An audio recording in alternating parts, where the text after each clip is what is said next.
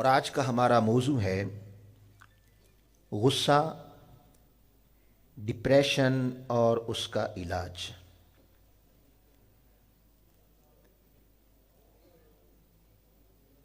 یہ موضوع اگر حالات کے تناظر میں دیکھا جائے تو بڑی اہمیت کا حامل ہے۔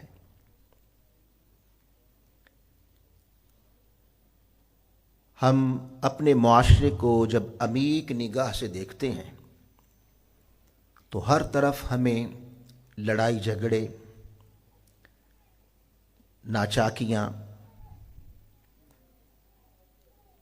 طلاق کی ریشو بڑھتی نظر آ رہی ہے، انتہا پسندی ہے،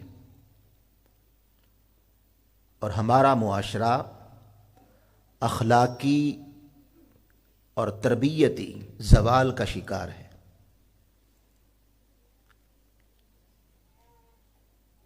انفرادی زندگی سے لے کر اجتماعی زندگی تک ہر طرف پریشانیاں ہی پریشانیاں نظر آتی ہیں۔ والدین کو دیکھیں تو وہ اولاد کی نافرمانیوں سے پریشان ہیں، ذہنی انتہا پسندی عروج پر ہے، اور روزانہ قتل و غارت ہمیں معاشرے میں کبھی سنائی دیتی ہے، کبھی دکھائی دیتی ہے۔ اس لیے ضروری سمجھا کہ یہ تمام بگاڑ، جہاں اس کی بہت ساری بنیادی وجوہات ہیں، وہاں ایک وجہ اس کی غصہ ہے اور ڈپریشن ہے۔ لہٰذا یہ موضوع اس لیے سلیکٹ کیا گیا تاکہ بڑھتی ہوئی انتہا پسندی اور معاشرے میں اس پھیلتے ہوئے بگاڑ کو روکا جا سکے۔ اور اسی طرح دوسرا مقصد یہ ہے کہ ہم اپنے غصے کو کنٹرول کر کے اللہ اور اس کے رسول کی رضا حاصل کر سکیں۔ ہماری آج کی گفتگو غصہ، ڈپریشن کا علاج کیسے ممکن ہے، اس میں ہم پہلے دور حاضر کے میڈیکل سائنس ہمیں کیا کہتی ہے اور اس پر ہماری کیا ہمیں مشاورت کرتی ہے، ہمارے ساتھ ہمیں کیا مشورہ دیتی ہے، اس کو ڈسکس کریں گے۔ اور ساتھ ہی ساتھ قرآن و حدیث میں ہمیں کیا رہنمائی ملتی ہے، اسے بھی ڈسکس کریں گے۔ یہاں ایک بات یاد رکھ لیں کہ غصہ یہ خود کوئی بیماری نہیں ہے، یعنی انسان کی طبیعت میں غصے کو رکھا گیا ہے۔ ایک لفظ استعمال ہوتا ہے سٹریس، ذہنی تناؤ۔ غصہ اور سٹریس کا فرق یہ ہے کہ غصہ ہمیشہ دوسروں کے بہیو سے آتا ہے۔ بیوی نے بات نہیں مانی، غصہ آ گیا۔ شوہر نے طبیعت کے خلاف بات کر دی، غصہ آ گیا۔ دوست نے، احباب نے، بہن بھائیوں نے آپس میں کوئی ایسی بات کہہ دی جسے طبیعت پسند نہیں کرتی تھی، غصہ آ جاتا ہے۔ تو غصہ ہمیشہ دوسروں کے بہیو سے آتا ہے، رویوں سے آتا ہے۔ ذہنی تناؤ جسے سٹریس کہتے ہیں، یہ حالات سے بھی پیدا ہوتا ہے، یہ لوگوں کے بہیو سے بھی پیدا ہوتا ہے۔ بندہ ذہنی ٹینشن کا شکار ہو جاتا ہے، ذہنی تناؤ پیدا ہو جاتا ہے۔ حالات ایسے گمبھیر ہو چکے ہیں، مہنگائی کا دور ہو گیا، گھر کا خرچہ نہیں چل رہا، سٹریس کا شکار ہو گئے، بچے کیسے کھائیں گے، بل کیسے ادا کریں گے۔ پہلے تو پیٹرول اور بجلی کو ٹارگٹ کیا ہوا تھا کہ یہاں سے نچوڑنا ہے، اب آج کل نئی چیزوں انہوں نے داخل کر لی ہے، گیس کو بھی لے لیا ہے۔ اب گیس کے بھی 1,00,000 پلس بل آ رہے ہیں، تو یہ بل کہاں سے ادا کریں گے؟ بچوں کی فیسیں کہاں سے ادا ہوں گی، وغیرہ وغیرہ۔ یہ ذہنی تناؤ کا شکار ان چیزوں اور ان سوچوں سے انسان ہو جاتا ہے۔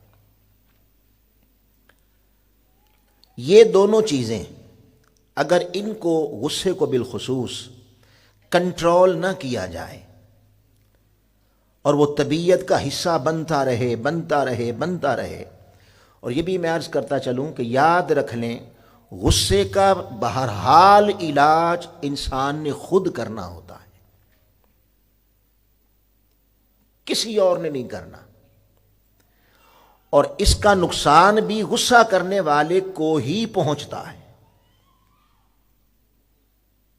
تو جب وہ تسلسل سے اس کی طبیعت میں غصہ رہتا ہے، چلتا رہتا ہے، تو بالآخر جا کے یہی غصہ ڈپریشن میں تبدیل ہو جاتا ہے، اور ڈپریشن یہ مستقل بیماری ہے، غصہ بیماری نہیں ہے۔ غصہ طبیعت میں اللہ پاک نے رکھا ہے، مگر اگر اعتدال پسندی نہ اپنائی جائے اور اپنے غصے کو کنٹرول نہ کیا جائے تو پھر یہ ڈپریشن میں بندہ مبتلا ہو جاتا ہے، اور ڈپریشن اسی طرح مستقل بیماری ہے جس طرح شوگر ایک بیماری ہے، جس طرح بلڈ پریشر ایک بیماری ہے، جس طرح اور بیماریاں ہیں۔ بلکہ دنیا میں، یعنی جن بیماریوں نے دنیا کو اپنے لپیٹ میں لیا ہوا ہے، جیسے شوگر ہے، بلڈ پریشر ہے، اسی طرح ڈپریشن بھی وہ بیماری ہے جس نے پوری دنیا اور پورے معاشرے کو اپنی لپیٹ میں لیا ہوا ہے۔ لہٰذا آج کی گفتگو طبی ماہرین غصے پر کیا کہتے ہیں، تاکہ بندہ ڈپریشن کا شکار نہ ہو۔ اس پر یاد رکھ لیں کہ غصے کی ماہرین نے کوئی واضح تعریف نہیں کی کہ غصہ کیا ہے، لیکن عربی زبان میں اس کے لیے 2 لفظ استعمال ہوتے ہیں، ایک ہے غیظ اور ایک ہے غضب۔ آپ عام طور پہ سنتے رہتے ہیں غیظ و غضب ملا کے پڑھا جاتا ہے، یہ دونوں غصے کے معنی میں آتے ہیں۔ اس کا مطلب یہ ہوتا ہے کہ ناراضگی کا، ناراض ہو جانا، بندے کی طبیعت میں اشتعال آ جانا، طیش میں آ جانا، یہ سب غیظ و غضب کے معنی ہے۔ اب غصے کی کوئی خاص تعریف نہیں کی گئی، مگر غصہ کہتے ہیں کہ طبیعت کے خلاف کوئی بات ہو جائے تو اس طبیعت کے خلاف ہونے والے رویے پر دل کے اندر جو ایک ناپسندیدگی، اشتعال اور عداوت کا جذبہ ابھرتا ہے، اسے غصہ کہتے ہیں۔ ماہرین نے اس غصے کی تقسیم کی ہے باقاعدہ کہ یہ غصہ کتنی قسموں کا ہے، اس پر یعنی انہوں نے کافی قسمیں بیان کی ہیں، لیکن بنیادی طور پر 2 بڑی قسمیں کی ہیں۔ ایک ہے غیر فعال غصہ، پیسو اینگر۔ یہ وہ غصہ ہے کہ جب انسان کی طبیعت کے خلاف کوئی بات ہوتی ہے تو اسے غصہ آتا ہے، مگر اس وقت وہ ری ایکشن نہیں دیتا، اندر دبا لیتا ہے اور کمپرومائز کر لیتا ہے۔ اب جب وہ اس کو اندر رکھتا ہے تو ساتھ ہی ساتھ اور موقع کی تلاش میں رہتا ہے کہ اس نے میرے ساتھ یہ زیادتی کی ہے، تو اس لمحے جب زیادتی ہوئی، جب اس کی طبیعت کے خلاف کام ہوا، اس وقت دبا گیا، اندر رکھا، پھر کسی اور موقع کی تلاش میں رہتا ہے کہ جب مجھے موقع ملے گا تو اس زیادتی کا میں اس سے بدلہ لوں گا۔ یہ جو اندر دبایا جاتا ہے غصہ اور اندر پلتا رہتا ہے، یہ اس پر ماہرین کہتے ہیں کہ یہ ظاہری اعتبار سے اتنا خطرناک نہیں ہوتا، کیونکہ جھگڑا نہیں کیا اس نے، توڑ پھوڑ نہیں کی اس نے، قتل و غارت نہیں کی اس نے، دبا گیا۔ تو یہ معاشرے کے لیے اتنا نقصان دہ نہیں ہوتا، لیکن جو غصہ کرنے والا ہے اس کی اپنی طبیعت کے اندر یہ ایک اشتعال پیدا کرتا ہے، اس سے اندر منافقت آتی ہے، کمینگی آتی ہے، بغض و عناد پیدا ہوتا ہے، اور بندے کی اپنی طبیعت ہجان کا شکار ہو جاتی ہے۔ رات کو سوتے نیند نہیں آتی، اس نے یہ کیا تھا، میری بات نہیں مانی، کاروبار میں دکان پہ بیٹھا ہے وہی ٹینشن چل رہی ہے، چلتے پھرتے وہی ٹینشن چل رہی ہے۔ تو یہ غصہ کرنے والے کی طبیعت میں ایک اشتعال پیدا کر دیتا ہے، اندر آگ برتی رہتی ہے، حسد کی، کینہ کی، بغض کی۔ اس کو کہتے ہیں غیر فعال غصہ، جب آیا اندر دبا گئے۔ اس کی مثال ایسے ہے، شوہر اس نے چینل اپنی مرضی کا دیکھنا تھا، ٹیلی ویژن پہ بیٹھا ہوا تھا، یوں سمجھ لیں کہ پاکستان اور انڈیا کا میچ تھا۔ یہ تو پوری دنیا بڑے شوق سے دیکھتی ہے نا، بڑی انتظار کر کے دیکھتی ہے۔ تو بیٹھا ہوا تھا، تو جب عین وقت آیا اس کے اپنے پروگرام کا، میچ کے دیکھنے کا، بیوی آ گئی، اسی ٹائم میں اس کے ڈرامے کا آغاز ہو گیا۔ کوئی اور پروگرام تھا، ڈرامہ تھا، یا کوئی اور چینل اس نے دیکھنا تھا۔ اب بیوی نے یہ نہیں دیکھا، اجازت نہیں لی، بات نہیں کی، اس نے ریموٹ پکڑا اور چینل بدل دیا۔ شوہر کو غصہ آیا، مگر وہ دبا گیا، کچھ نہیں کہا، اس نے خاموشی سے بیٹھا رہا، کمپرومائز کر لیا، اسے دیکھنے دیا۔ اب اس انتظار میں ہے کہ یہ جو اس نے میرے ساتھ بہیو کیا ہے، اس کا میں بھی اس کو جواب دوں گا۔ وقت گزر گیا، اب ہوتا کیا ہے کہ وہ غصہ اندر پل رہا تھا، پلتے پلتے وہ موقع کی تلاش میں رہتا ہے کہ مجھے بھی یہ کسی وقت موقع ملے۔ تو وہ وقت گزر گیا، کوئی گھنٹے بعد، 2 گھنٹے بعد، یا 1 دن کے بعد بیوی نے ایسی بات کر دی، بھی آج کیا پکانا ہے۔ اب ظاہراً یہ بات کوئی غصے کی نہیں تھی، تو جب کہا پکانا کیا ہے، ڈش کیا ہوگی، تو بس اشتعال میں آ گیا، چیخو پکار شروع کر دی۔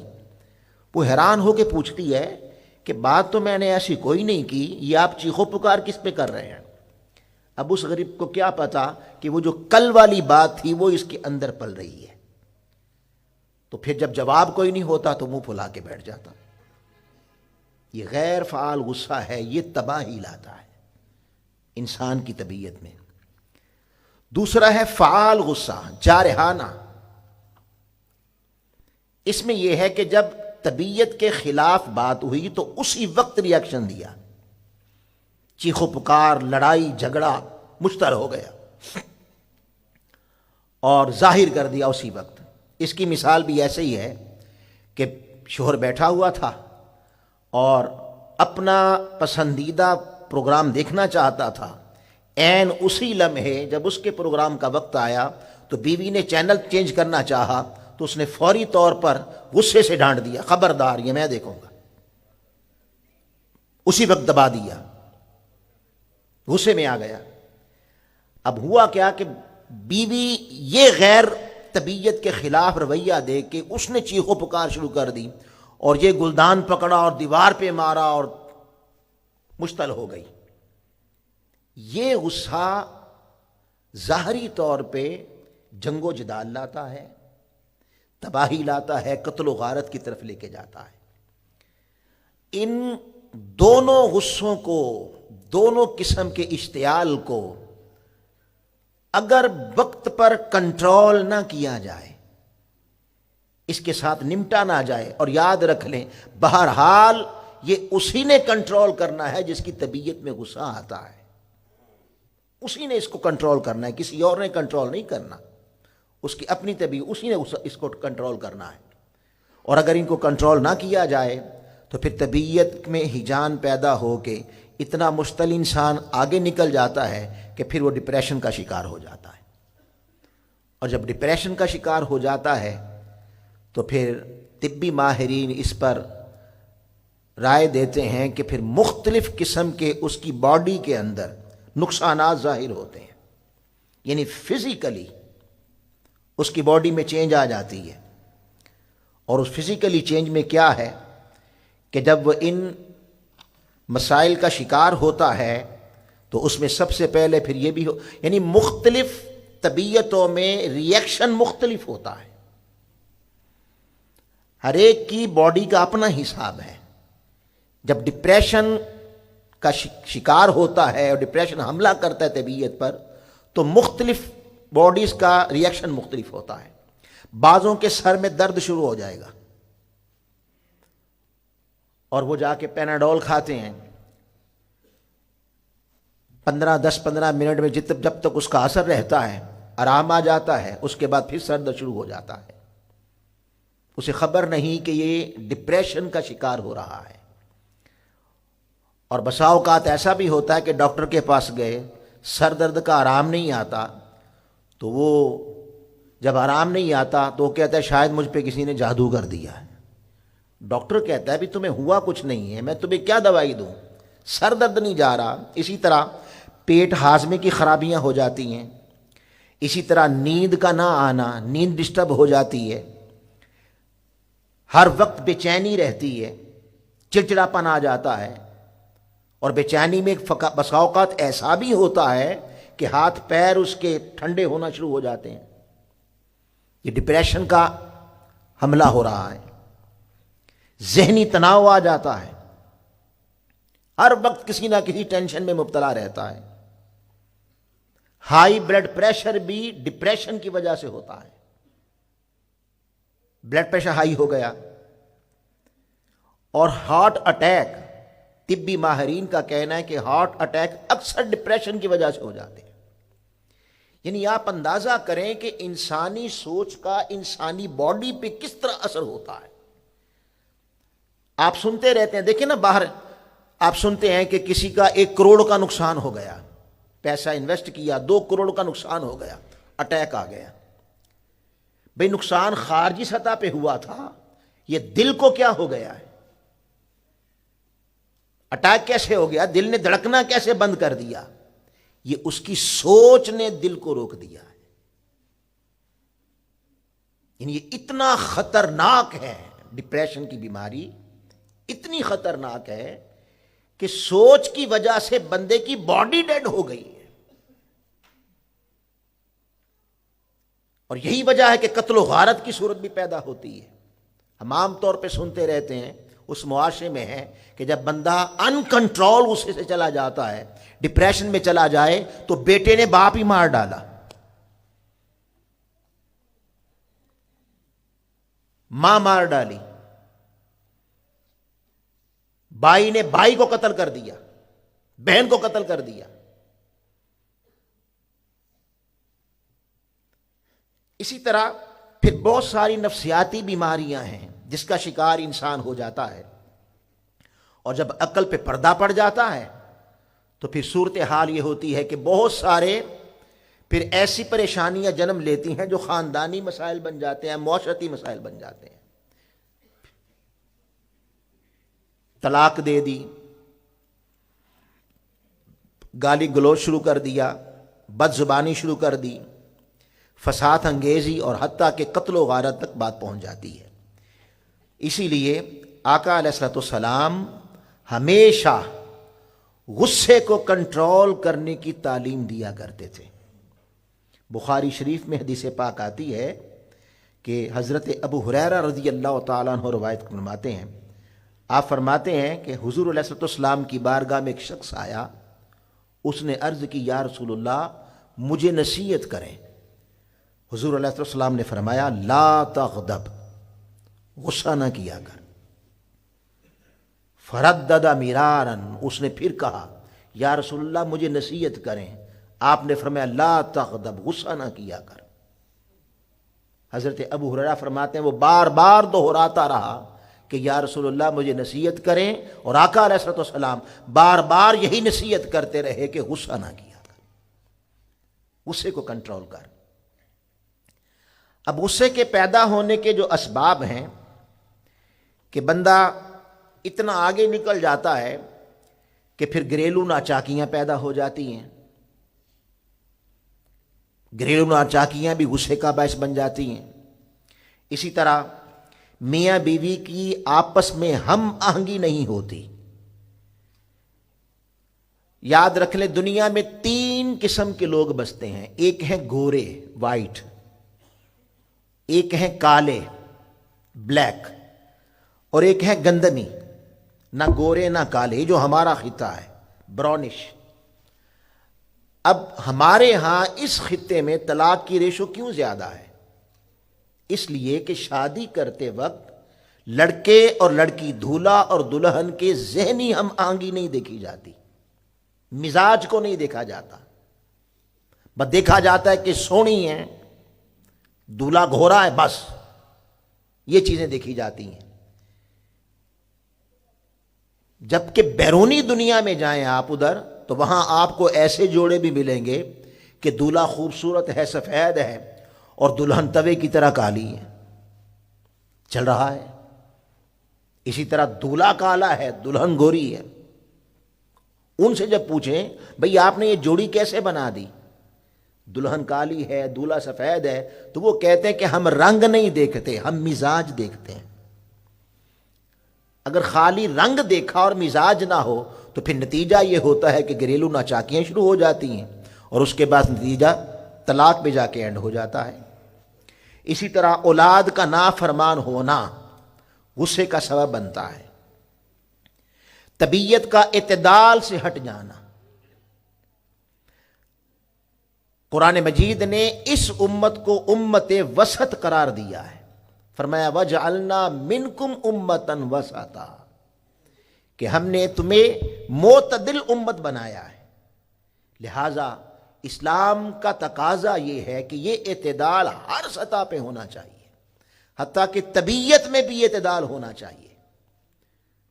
تو جب بندے کی طبیعت معتدل نہیں رہتی تو پھر اس سے غصہ آتا ہے، اور جب غصہ آتا ہے تو پھر اس کا نقصان ہوتا ہے۔ اسی طرح قناعت پسندی اور توکل سے ذہن کا ہٹ جانا، یعنی قناعت کہتے ہیں کہ جتنا ملا اس پہ راضی ہو، اور توکل کہتے ہیں اللہ کی ذات پہ بھروسہ رکھے۔ اور اس کا برعکس کیا ہے کہ جتنا ملا اور طلب اور حرص اور لالچ، جیسے آقا نے فرمایا کہ انسان کا پیٹ تو قبر کی مٹی ہی بھرے گی، بھرتا نہیں ہے۔ کوئی کروڑوں کھربوں اربوں کما کر بھی گھپلے کر کے پھر آگے کی رکھتا ہے، اور بڑھ جائے اور بڑھ جائے، یہ بھی ہے۔ اس کے بعد پھر اللہ کی ذات پہ بھروسہ نہیں ہے، اور عقیدے اس طرح ہو گئے ہیں کہ سمجھتا ہے کہ شاید زندگی موت میرے کاروبار سے ہوگی، یا مجھے رزق زندہ رکھتا ہے یا کاروبار زندہ رکھتا ہے۔ نہیں بندے، زندہ وہی رہتا ہے جسے اللہ زندہ رکھے، اور مرتا بھی وہی ہے جسے اللہ موت دے دے۔ تو طبیعتوں کے اندر جب قناعت اور توکل نہیں رہتا تو ڈپریشن کا شکار ہوتا ہے۔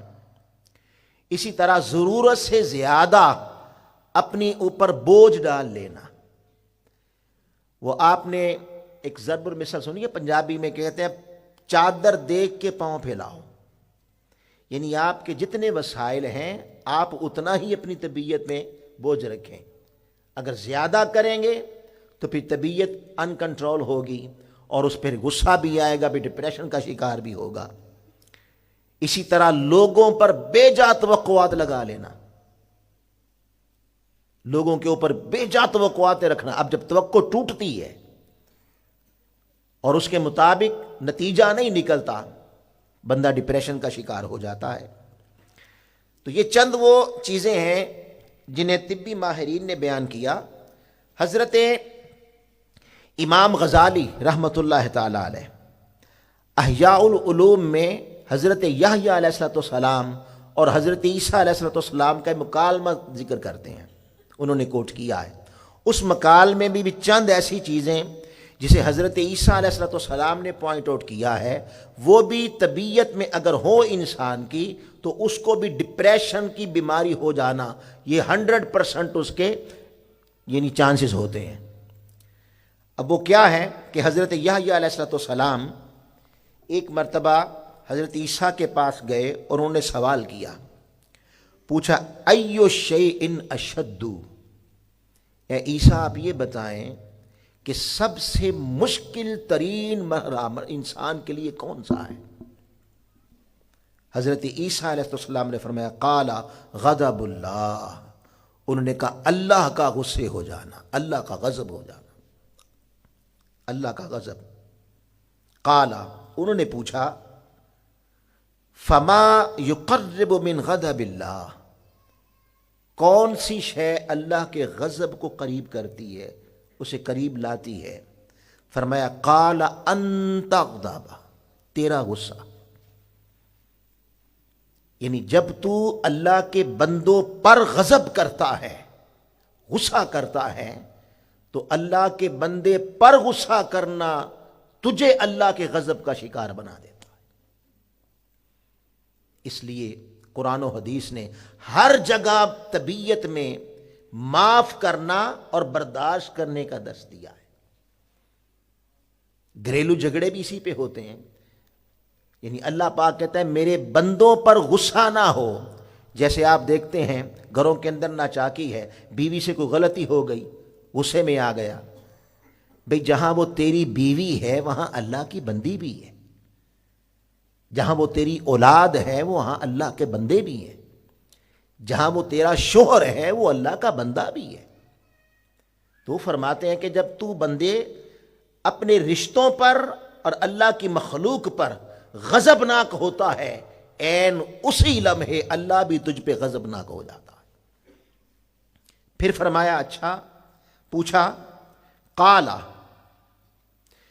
فما یبدئ الغضب وما ینبتہ، پوچھا کون سی شے غصے کو پیدا کرتی ہے اور کون سی شے اس کو بڑھاتی ہے؟ اس پر حضرت عیسیٰ علیہ السلام نے 4 چیزوں کو بیان فرمایا۔ میں قال الکبر، تکبر کرنا، یعنی تکبر میں مبتلا انسان بھی اللہ کا نافرمان ہوتا ہے، اور تکبر میں مبتلا انسان بھی ڈپریشن کا شکار ہو جاتا ہے۔ والفخر، دوسروں پر تفاخر کرنا، پیسہ آ گیا تفاخر کرتا ہے، تھوڑی سجدوں کی، عبادت کی، تہجد کی، پنجگانہ نماز کی، اتباع رسول کی توفیق مل گئی، دوسروں پر فخر کرتا ہے، علم مل گیا، فضل مل گیا، دوسروں پر فخر کرتا ہے۔ اسی طرح فرمایا وَتَعَزُّزُ، عزت طلبی، دنیا کی جھوٹی عزت طلبی کے پیچھے پڑا رہتا ہے، یہ بھی ڈپریشن کا شکار ہو جاتا ہے۔ اور پھر فرمایا والحمیہ، حمیت، غیرت، بے جا غیرت۔ یہ کس غیرت کی بات ہو رہی ہے؟ بیٹی کے گھر سے 4 دیواری کے باہر کسی کے ساتھ ناجائز تعلقات ہو گئے، بہن کے ہو گئے، اب غیرت میں آتا ہے بیٹی کو قتل کر دیا پکڑ، یہ غیرت ہے۔ بہن کو قتل کر دیا، غیرت ہے۔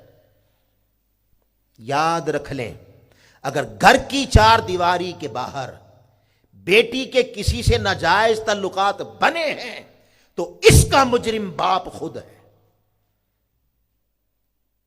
اس کا مطلب ہے اس نے ماحول ایسا دیا ہے، اس نے اللہ اور اس کے رسول کی حدوں کو پھلانگ دیا ہے۔ اب کہتا ہے مجھے غیرت آ رہی ہے۔ اگر بہن کے باہر جا کے کسی کے ساتھ تعلقات بن رہے ہیں تو اس کا بڑا مجرم بھائی ہوتا ہے۔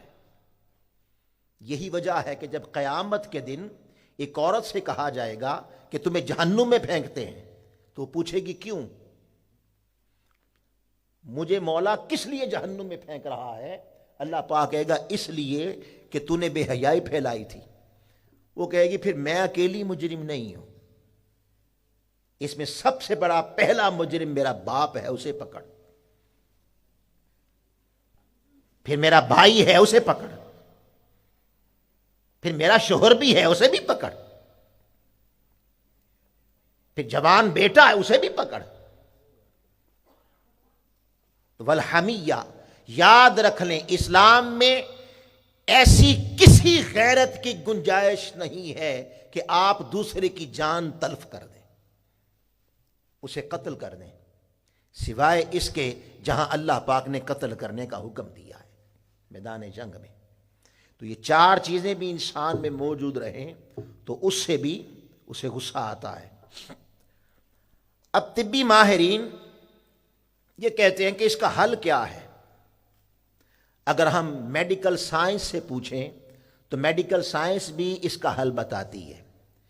میں نے عرض کیا کہ غصہ یہ بیماری نہیں ہے، مگر غصے کی وجہ سے ڈپریشن میں مبتلا ہو جانا، جب بندہ ڈپریشن کا شکار ہو جاتا ہے اب وہ مستقل مریض بن چکا ہے، اب اس کو علاج کی ضرورت ہے۔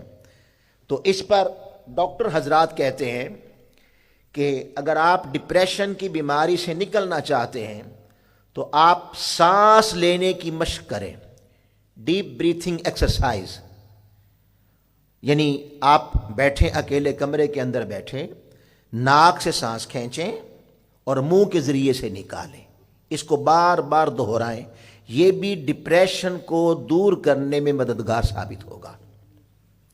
اسی طرح کھانے کی روٹین درست کریں اور کھانا کھاتے کیا ہیں اس کو بھی درست کریں۔ آپ کے کھانے کا ٹائم ہونا چاہیے اور غذا بھی سادہ ہونی چاہیے، یہ بھی آپ کے، اگر آپ ڈپریشن کا شکار ہیں تو آپ کی مدد کرے گا ڈپریشن سے نکلنے کے لیے۔ نیند پوری کریں۔ میڈیکل سائنس کے مطابق ہر انسان کے لیے کم سے کم 8 گھنٹے آرام کرنا ضروری ہے۔ اگر وہ 8 گھنٹے نیند نہیں کرتا تو اس صورت میں بھی اسے ڈپریشن کا شکار ہو جائے گا، اور اگر ہے تو اس کو نکلنے میں مدد ملے گی۔ آپ کاروباری ہیں، دکاندار ہیں، یا آپ ملازمت پیشہ ہے آپ کا، اس اپنے پیشے کے علاوہ کوئی نہ کوئی گیم زندگی میں رکھیں، کوئی ہابی رکھیں کہ آپ جب اس کی طرف متوجہ ہوں تو آپ کو ذہنی فریشنس ملے، یہ بھی ڈپریشن کو دور کرنے میں مددگار ثابت ہوتی ہے۔ اسی طرح میڈیٹیشن، مراقبہ، یعنی میڈیکل سائنس کہتی ہے کہ اگر آپ ڈپریشن سے بچنا چاہتے ہیں اور باہر نکلنا چاہتے ہیں تو اکیلے کسی کمرے میں بیٹھیں اور بیٹھ کر اپنی توجہ ایک خاص پوائنٹ پر مرکوز کریں، ذہن کو خالی کریں، اور کس پہ کریں یہ آپ کو آپ کا میڈیکل ڈاکٹر جو ہوگا وہ اس کی آپ کو مشورہ دے گا کہ آپ بیٹھیں، آنکھیں بند کریں اور آنکھیں بند کر کے 4 5 10 15 منٹ بیٹھ کے مراقبے کی حالت میں جائیں، ذہن کو منتشر جو ذہن ہو چکا ہے اس کے اندر ایک سوئی پیدا کریں، تو یہ بھی آپ کو ڈپریشن میں نکالنے سے نکالنے میں مددگار ثابت ہوگا۔ ورزش کریں، یعنی آپ کی ورزش بھی آپ کو ڈپریشن سے نکالنے میں مددگار ثابت ہوگی۔ صحبت تبدیل کریں، دیکھیں نا، اگر آپ تاجر ہیں تو صبح سے شام تک ایک ہی سوچ ہے، بھئی اتنا مال دیا، اتنا مال لیا، اس کے پیسے نہیں آئے، اس کے پیسے دینے، سارا دن اسی سوچ میں لگے رہتے ہیں۔ تو لہٰذا میڈیکل سائنس کہتی ہے کہ آپ ایسا کریں کہ کوئی ایسے دوستوں کی صحبت بھی رکھیں جس میں آپ جس پیشے سے متعلق ہیں اس کا ذکر نہ ہو۔ دیکھیں نا، آپ صبح سے شام تک ایک ہی کام کر رہے ہیں، کاروبار میں نفع کتنا ہوا، کیسے ہوگا، یہاں نقصان نہ ہو جائے۔ اب سارا دن وہاں سے اٹھے، آگے دوست احباب بھی ایسے ہیں کہ ان کے پاس بیٹھے تو انہوں نے بھی کاروبار ہی کی کہانیاں چھیڑ دی، بلکہ انہوں نے ایک نیا باب چھیڑ دیا، بھئی وہ فلاں تو بڑے اونپا چلا گیا ہے، اس نے تو یہ ترقی کر لی ہے۔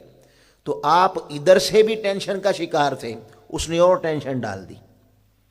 تو ایسی صحبت رکھیں جہاں آپ کے ذہن کو فریشنس ملے، کرسپی ذہن ہو آپ کے ساتھ، اس طرح کی باتیں ہوں۔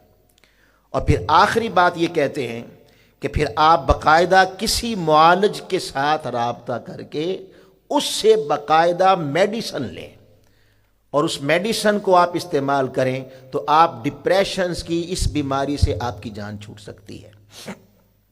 یہاں تک تو ہم نے جو بات کی یہ تو تھا موجودہ طبی ماہرین اور میڈیکل سائنس ہمیں وہ اس پر کیا رائے دیتی ہے، مگر آ جائیں اب قرآن و حدیث کی طرف چلتے ہیں۔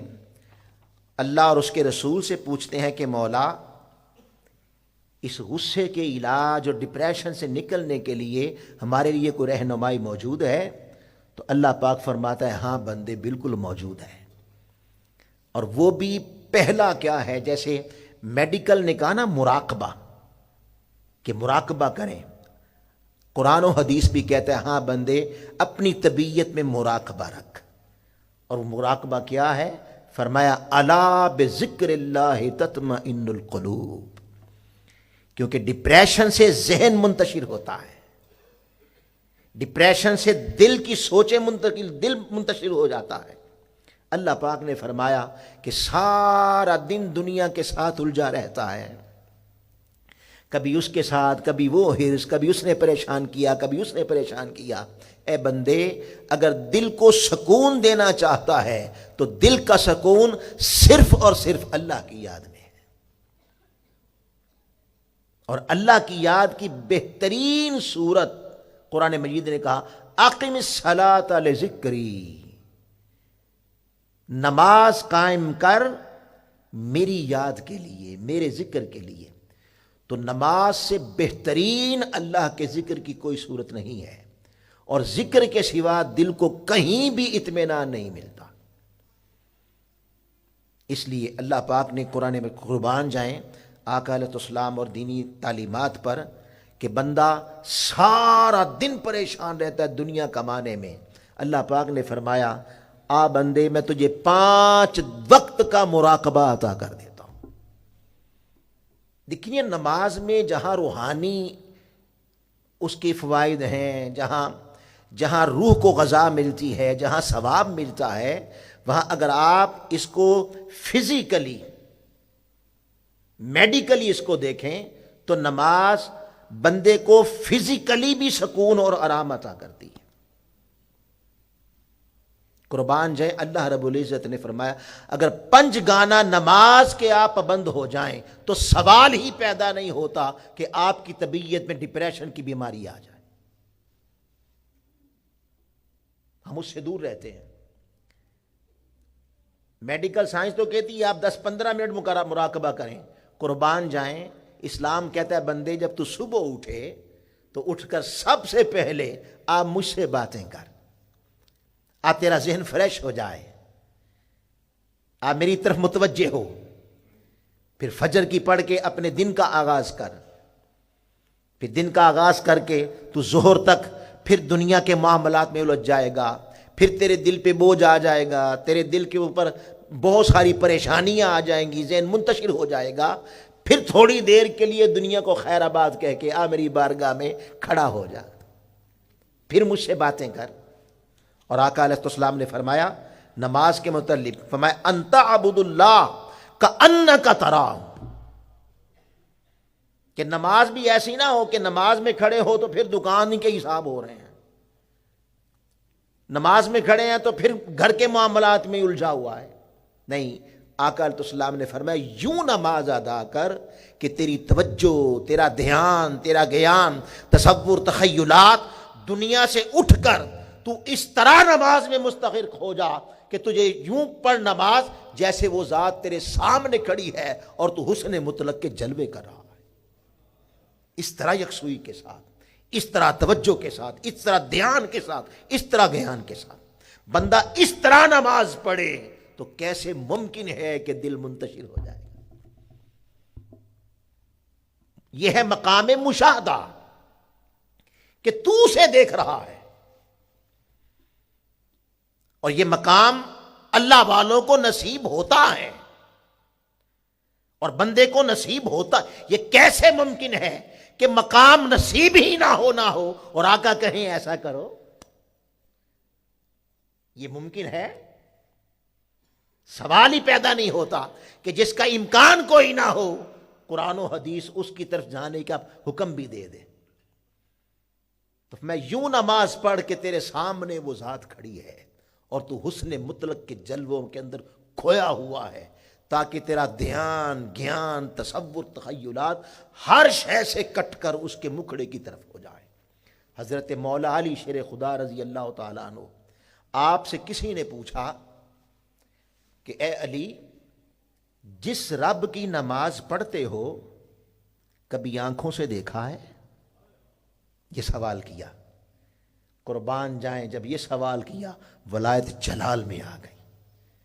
حضرت مولا علی نے فرمایا اللہ کی عزت کی قسم جس کے قبضہ قدرت میں میری جان ہے، علی ایک سجدے کے بعد دوسرا سجدہ ہی نہیں کرتا جب تک مولا کا نظارہ نہ کر لے. یہ ہے نماز. ان تعبد اللہ کأنک تراہ، اس طرح نماز پڑھ کے تو اسے دیکھ رہا ہے. یہ مقام مشاہدہ ہے، اور جب بندہ اس مقام پہ فائز ہوتا ہے تو پھر وہ غوث اعظم ہوتا ہے، پھر وہ داتا گنج بخش ہوتا ہے، پھر خواجہ اجمیری ہوتا ہے.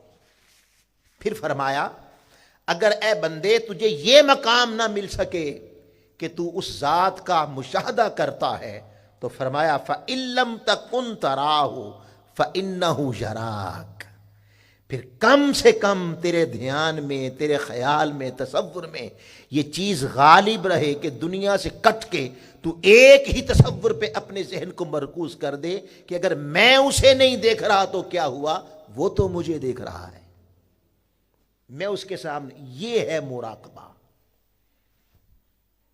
یہ ہے حالت مراقبہ. اگر اس مقام پر چڑھ کے جا کے نماز پڑھی جائے تو سوال ہی پیدا نہیں ہوتا کہ بندے کو فزیکلی کوئی پرابلم آ جائے. تو اسلام بھی کہتا ہے پہلے مراقبہ کرو. پھر اسی طرح نمبر 2 میں نے جو آپ کے سامنے آیا مبارکہ تلاوت کی جو سورہ آل عمران کی آیت نمبر 134 ہے، اس میں اللہ پاک نے فرمایا، یعنی نمبر 2 پہ ہے غصہ پی جانا اور دوسروں کی خطائیں معاف کر دینا. اللہ پاک نے فرمایا الذین ينفقون فی السراء والضراء.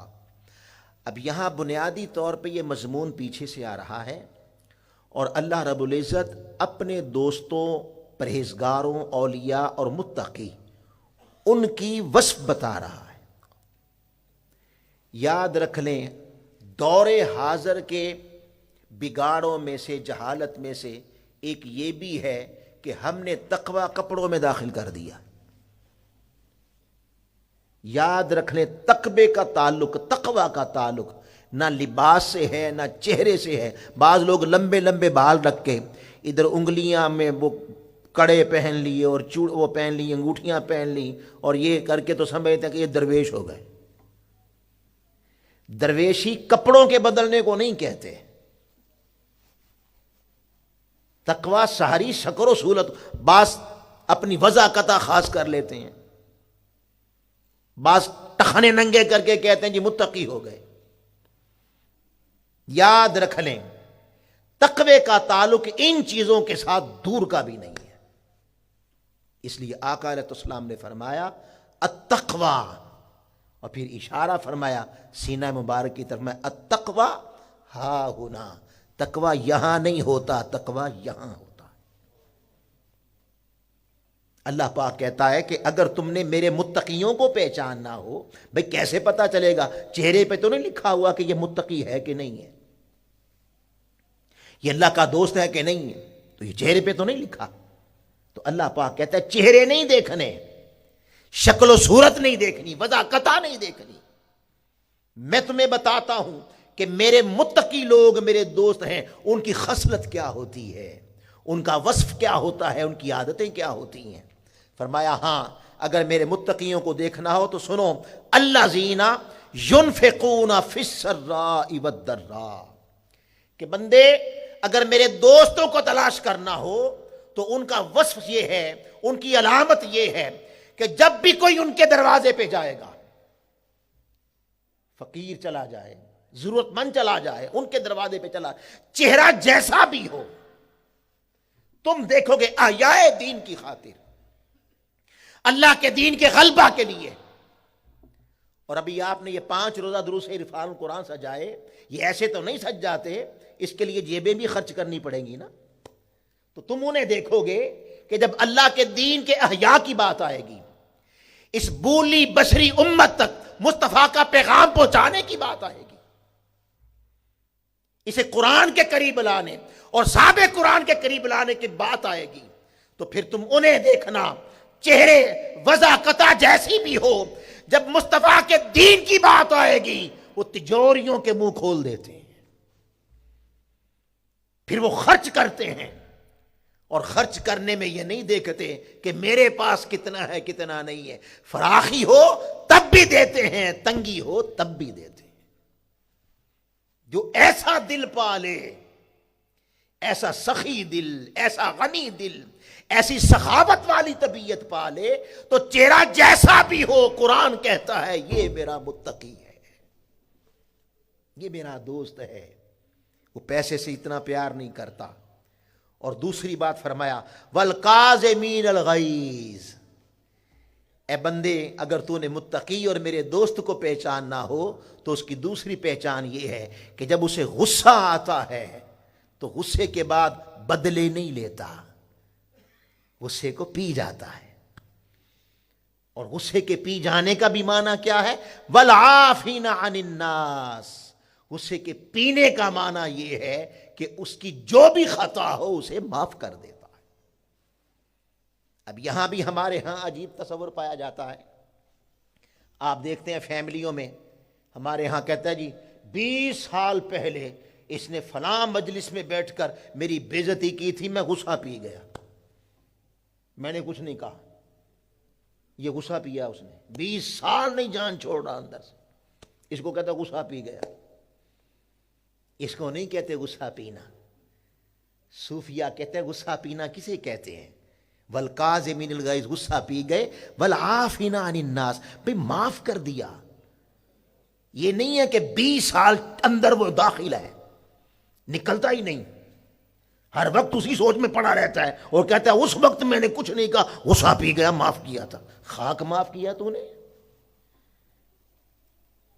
صوفیہ سے پوچھو، وہ کہتے ہیں بڑی محفل میں، بڑے بازار میں بلا وجہ کوئی تمہارے منہ پہ تھپڑ مار دے، غصہ آئے گا کہ نہیں آئے گا؟ بے عزتی بھی ہو گئی نا، ہائے ہائے۔ والکاظمین الغیظ والعافین عن الناس کا معنی یہ ہے کہ بڑی مجلس میں اس نے بے عزتی کر دی، منہ پہ تھپڑ مار دیا۔ اسے کے پینے کا معنی یہ ہے کہ جب اس محفل سے جدا ہو تو اسے یاد ہی نہ رہے کہ کسی نے مجھے تھپڑ بھی مارا تھا، اور اگر 1 گھنٹے بعد 2 گھنٹے بعد ملاقات ہو تو سلام میں پہل کرے، اور اس کے دل میں ہی نہ ہو کہ مجھے اس نے میری بے عزتی بھی کی تھی۔ اس کو کہتے ہیں غصہ پینا۔ اللہ پاک فرماتا ہے میرے دوستوں کو دیکھنا ہو تو وہ ایسے ہوتے ہیں کہ غصہ ایسا پیتے ہیں کہ پھر دل میں لیے اٹھاتے ساری زندگی پریشان نہیں رہتے، نہ خود پریشان رہتے ہیں نہ دوسروں کو کرتے ہیں، اسی وقت دل سے مٹا دیتے ہیں۔ اسی تصور کو اللہ رب العزت نے سورہ شورا کی آیت نمبر 37 میں بیان کیا، والذین یجتنبون کبائر الاثم والفواحش، یہ بھی اللہ کے دوستوں کی علامتیں ہیں کہ وہ لوگ ہیں بڑے بڑے کبیرہ گناہوں سے بچتے ہیں اور بے حیائی سے بچتے ہیں۔ اور آگے فرمایا وَإِذَا مَا غَضِبُوا هُمْ يَغْفِرُونَ، اور جب انہیں کسی کے بہیب پہ غصہ آ جائے تو معاف کر دیتے ہیں۔ تو قرآن و حدیث میں اگر آپ ڈپریشن سے بچنا چاہتے ہیں تو طبیعت میں ایسا بنائیں غصہ پی جائیں، اور غصہ پینے کا معنی کیا ہے؟ اسے دل سے اسی وقت نکال دیں، معاف کر دیں۔ پھر اسی طرح آقا علیہ الصلوۃ والسلام نے پھر تیسرا اس کا علاج یہ بتایا کہ شیطان سے اللہ کی پناہ مانگو۔ حضرت سلیمان بن سرد رضی اللہ تعالیٰ عنہ آپ فرماتے ہیں کنت جالساً مع النبی صلی اللہ علیہ وسلم، ہم آقا علیہ الصلوۃ والسلام کی میت میں خدمت پاک میں بیٹھے ہوئے تھے، ورجلان یستبان، 2 آدمی آپس میں ایک دوسرے کے ساتھ سب و شتم کرنے لگے، جھگڑنے لگے۔ فَأَحَدُهُمَا احمر وجهه، ایک کا غصے سے چہرہ سرخ ہو گیا، وانتفخت اوداجه، اور اس کی گردن کی رگیں پھول گئیں غصے سے. ہوتا نہیں ہے ایسا؟ بعضوں کی تو مونچھیں ایسے کانپنا شروع کر دیتی ہیں، بعضوں کی بھویں کانپنا شروع کر دیتی ہیں غصے کی طبیعت میں. جب ایسا ہوا کہ اس کی رگیں پھول گئیں، چہرہ سرخ ہو گیا، فقال النبی صلی اللہ علیہ وسلم، آقا علیہ السلام نے فرمایا، انی لا اعلم کلمۃ لو قالها ذهب عنه ما یجد. حضور نے فرمایا میں ایک ایسے کلمے کو جانتا ہوں، میں ایک ایسا لفظ جانتا ہوں کہ یہ غصے والا اگر وہ بول دے تو اس کا غصہ جاتا رہے گا. اور وہ کیا ہے؟ آقا نے فرمایا اعوذ باللہ من الشیطان الرجیم. یہ پڑھے اے مولا میں تیری پناہ چاہتا ہوں شیطان مردود سے، تو اسی وقت غصہ رفع ہو جائے گا. جب بھی غصہ آئے اعوذ باللہ پڑھے، کیونکہ غصہ شیطان کی طرف سے آتا ہے. اسی طرح آقا علیہ السلام نے فرمایا اذا غاضب الرجل فقال اعوذ باللہ سکن غضبہ. جب کسی کو غصہ آ جائے تو اسی وقت اعوذ باللہ من الشیطان الرجیم پڑھے، غصہ اسی وقت جاتا رہے گا. پھر اسی طرح تیسرا علاج قرآن و حدیث میں آقا علیہ السلام نے جو دیا، آپ نے فرمایا ان الغضب من الشیطان، غصہ شیطان کی طرف سے آتا ہے. وَإِنَّ الشَّيْطَانَ خُلِقَ مِنَ النَّارِ، اور شیطان آگ سے پیدا کیا گیا ہے، جہنم کی آگ سے. وَإِنَّمَا تَطْفَأُ النَّارُ بِالْمَاءِ، اور قاعدہ یہ ہے کہ آگ پانی سے بجھ جاتی ہے. غصہ شیطان کی طرف سے آتا ہے، شیطان کو آگ سے پیدا کیا گیا اور آگ پانی سے بجھتی ہے. فَإِذَا غَضِبَ أَحَدُكُمْ فَلْيَتَوَضَّأْ، اور پھر اگر تم میں سے کسی کو غصہ آ جائے تو فوری طور پہ وضو کر لے. وضو کرے گا، پانی پڑے گا، طبیعت میں ٹھنڈک آ جائے گی. تو وضو سے آگ بجھتی ہے. پھر پانچویں حضور علیہ السلام نے جو علاج دیا، آپ نے فرمایا کہ غصے کو کنٹرول کرنے کا ایک طریقہ یہ بھی ہے. حضور علیہ السلام نے فرمایا کہ خاموشی اختیار کرو.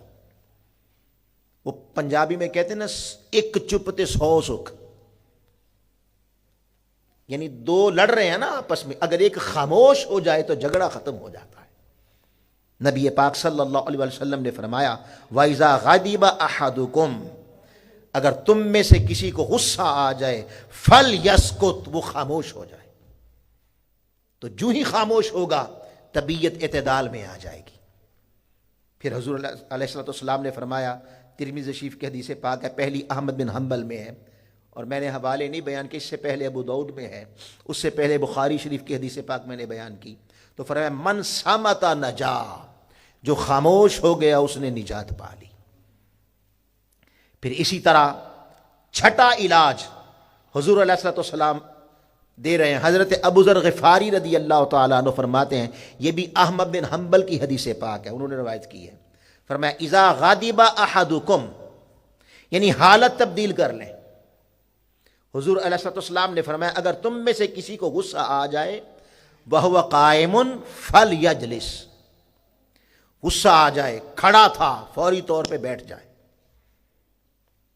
اور اگر بیٹھا تھا فإن ذهب عنه الغضب، یعنی کھڑا تھا بیٹھ گیا، غصہ چلا جائے گا. اور اگر نہیں گیا تو پھر کیا کرے؟ لیٹ جائے. پھر لیٹ جائے، حالت تبدیل کرے، غصہ رفع ہو جائے گا.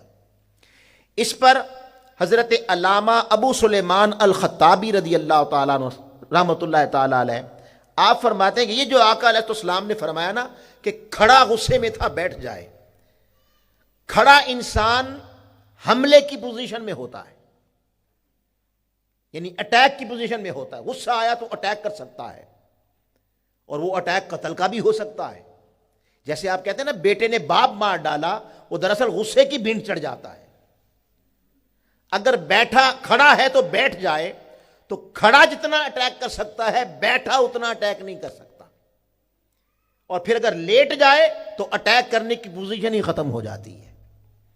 اس لیے آقا علیہ السلام نے ہمیں، اور بھی ہیں کیونکہ وقت میرے پاس بہت کم ہے، آپ ہمارا خطاب چونکہ لیٹ شروع ہوا، یہ 6 حالتیں میں نے آپ کے سامنے بیان کی ہیں. مگر آخر پہ اب یہ بھی سن لیں، یاد رکھ لیں کہ ہر غصہ حرام نہیں ہے۔ غصے کا آنا بندے کی طبیعت میں ہے، اللہ نے اندر رکھا ہے۔ اگر ہر غصہ حرام ہوتا تو کبھی بھی تاجدار کائنات صلی اللہ علیہ وسلم کے چہرہ مبارک پر غصے کے تاثرات نہ آتے۔ اور ہمیں بہت ساری احادیث مبارکہ ملتی ہیں کہ حضور علیہ الصلوۃ والسلام کے چہرہ مبارک پر بسا اوقات تو آپ کو اتنا غصہ آیا کہ آپ کا چہرہ انور سرخ ہو گیا۔ حضرت عبداللہ بن عمرو رضی اللہ تعالیٰ عنہ آپ فرماتے ہیں فخرج علینا رسول اللہ صلی اللہ علیہ وآلہ وسلم یعرف فی وجہہ الغضب، آقا علیہ السلام ہمارے پاس تشریف لائے اس حالت میں کہ غصے کے تاثرات آپ کے چہرے پہ نمایاں تھے۔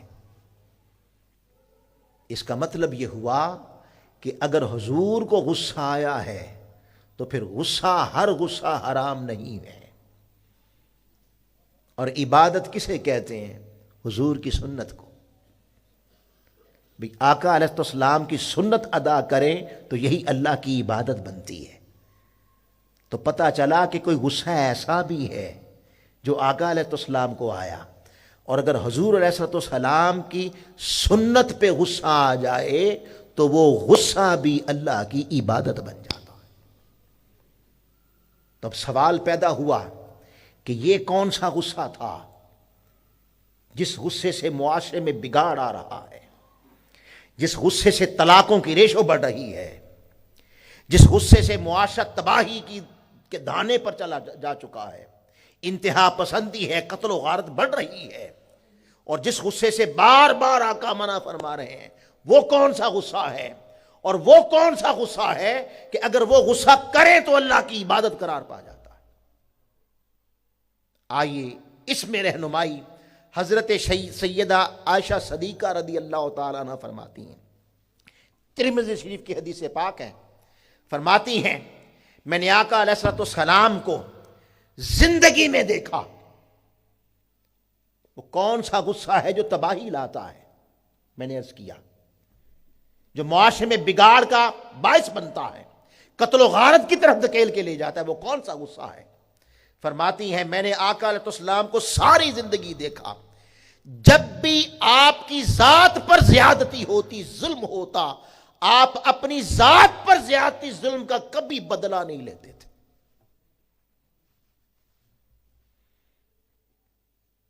اپنی ذات پر ہونے والے ظلم کو آپ نے ہمیشہ معاف کر دیا۔ اگر طائف کے بازاروں میں پتھر بھی پڑتے اور فرشتہ آ جاتا اور اختیار مل جاتا کہ اپنی ذات کے ساتھ ظلم کرنے والے کو پیارے تو لب ہلا دے، تباہ و برباد کر کے ان کی نسلیں بھی برباد کر دی جائیں گی، تو آقا علیہ السلام نے کبھی اپنی ذات پر ہونے والے ظلم کا بدلہ نہیں لیا۔ لوگوں، جب غصہ اپنی ذات درمیان میں آتی ہے اور اپنی ذات کو بندہ آگے لے رکھتا ہے تو پھر وہ فساد بھی پھیلاتا ہے، پھر تباہی بھی ہوتی ہے، پھر معاشرے انتہا پسندی کی طرف بھی جاتے ہیں، پھر قتل و غارت بھی ہوتی ہے۔ حضور علیہ السلام کی جہاں بڑی سنتیں ہم زندہ کر رہے ہیں، بابا یہ بھی آقا کی سنت ہے کہ جب تم پہ ظلم ہو جائے تو معاف کرو، کبھی بدلہ نہ لو، یہ بھی سنت ہے۔ مگر آگے چلیں، فرماتی ہیں کہ اپنی ذات کا کبھی آپ نے بدلہ نہیں لیا، مگر من محارم اللہ، جب بات اللہ کی حدود کی آتی، جب بات قرآن مجید کے حدود کی آتی، اللہ کے دین کی آتی۔ حدود کیا ہے؟ حد اس کو کہتے ہیں کہ چوری چوری نہ کرے، اور چوری کرنے والا چاہے مرد ہو عورت ہو، اللہ کی حد ہے، اس کا عہدہ نہ دیکھو، بڑا چھوٹا نہ دیکھو، اس کے ہاتھ کاٹو، یہ اللہ کی حد ہے۔ کسی غریب کی بچی کی عزت لٹے، لوٹنے والے کو قتل کرو، یہ اللہ کی حد ہے۔ معاشرے میں کوئی شراب پیے بنائے بیچے، کوڑے مار کے بند کر دو، یہ اللہ کی حد ہے۔ کوئی کسی کو ناحق قتل کر دے، قتل کرنے والا وقت کا بدبخت حکمران ہی کیوں نہ ہو، اللہ کی حد ہے، اسے بھی قتل کر دو۔ کوئی راہگیر کو لوٹے، اس بدبخت کو کوڑے مارو، یہ اللہ کی حد ہے۔ اللہ پاک نے فرمایا تلک حدود اللہ ومن یتعد حدودہ فاولئک هم الظالمون، جو اللہ کی حد کی توڑتا ہے، حفاظت نہیں کرتا، وہ ظالم ہے، وہ ظالم ہے۔ پھر فرماتی ہیں اگر کسی مظلوم پہ ظلم ہو جاتا اور ظالم جتنا بھی طاقتور ہوتا، وہ بدبخت وقت کا حکمران ابو جہلی کیوں نہ ہوتا، جو کسی غریب مسافر کے اونٹ لے جاتا اور معاوضہ نہ دیتا، تو خدا کی قسم آقا علیہ السلام کا چہرہ انور سرخ ہو جاتا۔ جب تک مظلوم کا حق نہ دلا دیتے، ظالم کو کیفر کردار تک نہ پہنچا دیتے، حضور آرام سے نہیں بیٹھتے تھے۔ اگر یہ غصہ طبیعت میں رہے تو یہ خیر لاتا ہے، یہ عبادت ہے، اور یہ زمین پر حق اور عدل کے انصاف کو کے نظام کو نافذ کرنے میں مددگار ثابت ہوتا ہے۔ لوگوں، ہمیں یہ خیال کرنا ہوگا اور دیکھنا ہوگا اپنی طبیعتیں کیسی ہیں۔ اپنی ذات کے تو بڑے بدلے لیتے ہو، کبھی اللہ کی حد کی بھی حفاظت کرنے کی کوشش کی ہے؟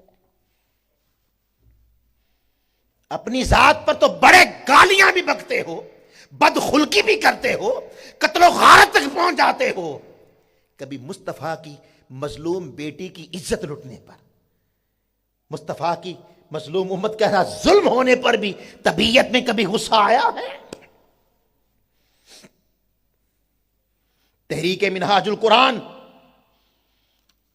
اور ان کے قائد شیخ الاسلام ڈاکٹر محمد طاہر القادری 50 سالہ ہسٹری اپنی پڑھ لیں، اور تحریک منہاج القرآن کا 50 سالہ دور دیکھ لیں، 50 سالہ دور دیکھ لیں۔ ڈاکٹر طاہر القادری ان کی ذات کو طعن و تشنیع کا نشانہ بنایا گیا۔ کبھی پیسوں کا بھوکا، کبھی شہرت کا بھوکا، گالیاں تک دی گئیں، مگر قربان جائیں مصطفیٰ کی سنت یہ ہے کہ اپنی ذات پر ہونے والے ہر ظلم کو معاف کر دو۔ آپ اس 50 سالہ دور میں ایک لفظ کوئی ثابت نہیں کر سکتا کہ ڈاکٹر طاہر القادری پر کسی نے الزام لگائے، کسی نے گالیاں دی، بدخلقی کی، جو کچھ کیا، آپ نے کبھی ایک لفظ بھی اس کا جواب دیا؟ مگر جب بات آتی ہے مصطفیٰ کی امت پر ظلم کی اور ظالموں کے دندنانے کی، جب اللہ کی حدودوں کو توڑا جاتا ہے، جب مصطفیٰ کا نظام پاؤں تلے روند کر ظالم، غاصب، قاتل، لٹیرے اللہ کی حدوں کو توڑنے اور مصطفیٰ کی مظلوم امت پر ظلم کرنے کے لیے آتے ہیں، تو پھر ڈاکٹر طاہر القادری 70 دن کے دھرنے بھی دیتا نظر آتا ہے، پھر وہ شہادتیں دیتا بھی نظر آتا ہے، پھر وہ اپنا سب کچھ قربان کرتا بھی نظر آتا ہے۔ تحریک منہاج القرآن کا پیغام یہ ہے کہ لوگوں، اپنی ذات نکال دو، مصطفیٰ کے دین کی حفاظت کرو،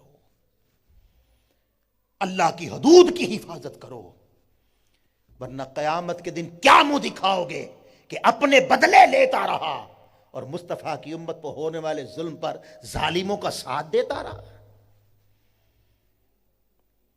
جنہوں نے اللہ کی حدوں کو پاؤں تلے رون ڈالا، چور، گنڈے، قاتل، شرابی، زانی، سود خور،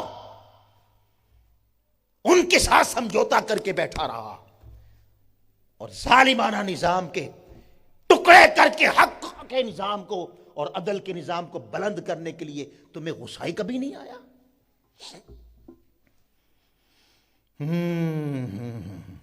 پھر آخری بات، وہ جو میڈیکل سائنس نے کہا کہ صحبت بدلو، قربان جائیں تحریک منہاج القرآن نے جہاں درود و سلام پڑھا کے اس امت کو مصطفیٰ کے قریب کیا ہے، 19 سال سے آقا کی بارگاہ میں بلا انقطاع ہر وقت تحریک منہاج القرآن کے پلیٹ فارم پر 19 سال سے درود پاک پڑھا جا رہا، 24 گھنٹے تربیتی حلقات کے ذریعے سے اس امت کی تربیت کرنا چاہیے، حضور کے قریب میں گئے۔